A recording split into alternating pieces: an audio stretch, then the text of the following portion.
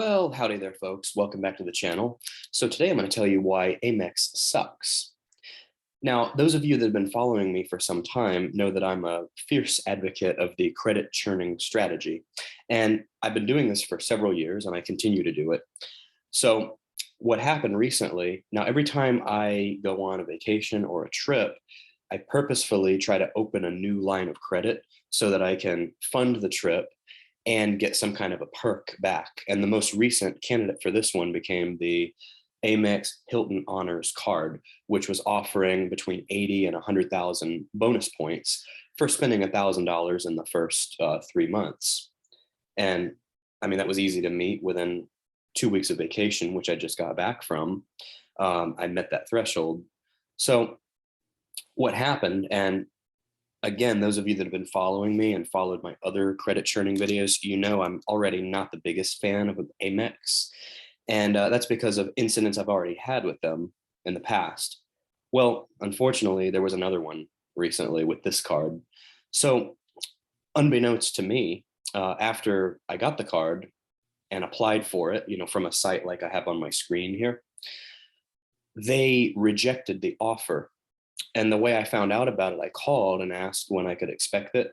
And they said, oh, we rejected it because something triggered the system to not maintain the offer on your account, such as closing a card within the past 12 months or opening too many cards with us and not using them. Basically, unbeknownst to me, they had and continue to have different mechanisms in place to try to stop people from basically just churning the cards. But the only thing I did, I mean, I had never held this card before. I was the first time card holder. The only thing I did, I closed a card with them a year ago. So a big deal. I mean, that shouldn't affect anything. But that triggered the system to remove the offer from my account. So I called them and talked to somebody, and apparently they can run it through a team that will help to try to reapply it to my account after reviewing things. It's actually a team of live people that review it instead of just an automated system. And to my knowledge, and this is why I'm saying that they suck, because they're the only company that I know of that does this. And I'm going to tell you towards the end of the video why US Bank is much better, because that's what I always try to do. When I bash one, I try to give a viable alternative. But this is not my first incident with Amex. Back in 2015, I opened one of the first cards I ever opened was the Amex Gold card. And I see this pumped by other YouTubers. I think I want to say Graham Stephan pumps it a lot, and maybe he hasn't had any incidents with them, but I certainly have. And I'm not a fan of them because of the incidents I've had. But with the Amex card, or the Amex Gold card, it was a similar offer. It was on a third-party site like Slick Deals, and it was $500 back if you spend 1,000 or more within the first 3 months, which I met. And I called and I said, hey, where's my points? And they said, oh, we weren't offering that. So they didn't go as far as this time where they removed it from the account. They just said, oh, we weren't offering that. And I said, well, that's funny. I have a screenshot of you offering it from Slick Deals. And they go, oh, well, that's a third party site. We can't control that. I'm like, well, how can you? And I got part of the offer. Like, I got the fee waived. And their customer service at the time was horrible. They actually said, well, we can certainly look into why you weren't charged a fee. And I'm like, what? Are you serious right now? You got to be kidding me. So I fought and fought, kept calling, and then they ended up giving me $100 of the 500 just to shut me up. But I was appalled at the practices. But for whatever reason, something compelled me to try again, because, well, after that one, another offer worked for the everyday card, the cash back everyday card. I got the $100 for that, but I verified the heck out of that one. This one, I slipped a bit because I thought that for whatever reason, I was a bit naive and I didn't check as much as I should have. So lo and behold, they rejected the offer after I've already met the spending threshold. In my opinion, I think that's very unethical of a company to do, to remove an offer from your account, which is the reason you got the card to begin with, and then not tell you, go ahead and let you spend the money on the card because they benefit from that. You're using their card. So they go ahead and let you spend the money. And then after the fact, you find out. So all I can say is they better reapply that, or else they're done. I'm done with them. Like I've got 2 cards with them and they're both gone if they don't fix this. And in a way, I guess one of the ulterior motives of becoming a fledgling social media influencer is I'm going to use what little bit of audience and power that I have, which is not much right now, but hopefully down the road it will be. I'm going to use that to bash them, and rightly so. I mean, this is just wrong for a company to do. I mean, I have an excellent credit rating. I'm not a scammer, and the thing is, like what they're saying, they're missing the boat, in my opinion, because they're saying, oh, we have these things in place to make sure that people are not just, churning and burning, so to speak.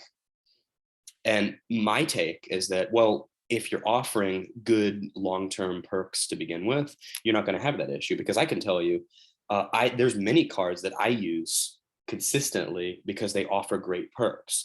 And a prime example is US Bank. So like the US Bank cash rewards and the altitude card, after I met the bonus offers on both of those, I consistently use those because they offer much more superior perks over their competitors. So there's no reason for me to not give them my business. When I'm getting, like, for example, on the Cash Plus card, which is one of the best cards on the market, after you get their initial bonus, they still give you rotational categories. So like you get 5% back on a mobile phone bill, you get 5% back on your internet, and you get 5% back on fast food and restaurants. And a lot of places fall into that category of fast food.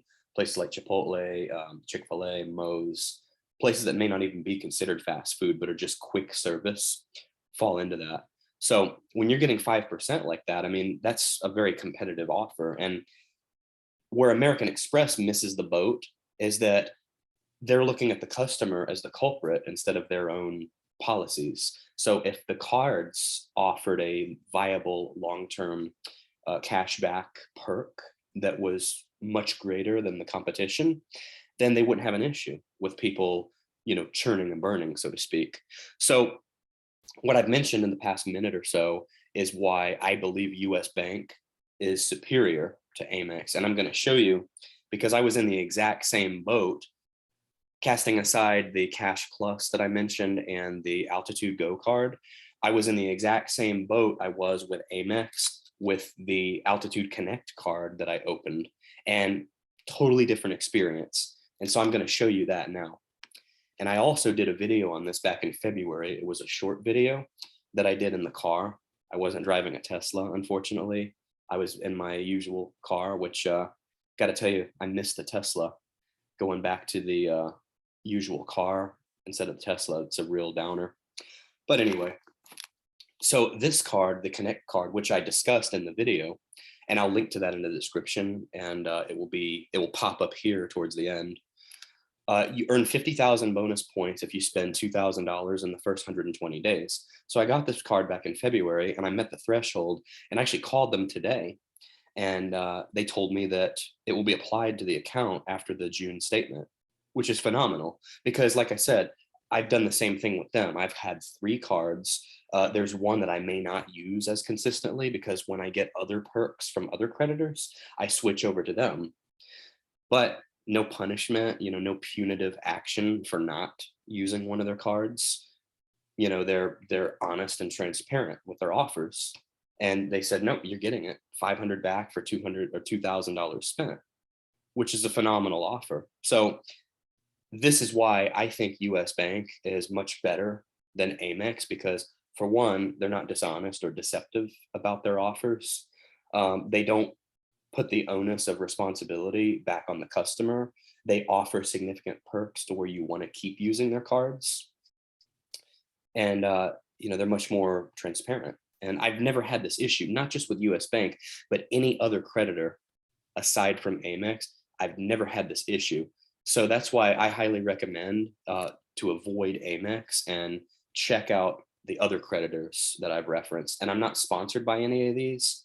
I wish I was, but I'm just advocating them because I've had a good experience with them. And that's what I like to do, whether it's stocks I'm discussing or cryptos, which I haven't done a crypto video in a while, aside from my first video that I ever did on this channel. But whether it's stocks, cryptos, credit cards, anytime I bash a company, I'm going to offer a viable alternative. So that's what I've done here. So US Bank Connect card versus the Amex Hilton card. And if you enjoyed that, please remember to like, comment, and subscribe, and keep an eye out for my next videos. And if you want to see the credit churning video that I did, that was one of my best videos on this channel, click up here. It should be popping up here now. And if you want to see the short car video that I did on the Connect card, click here. So you'll see 2 videos up here. Thanks so much, and take care.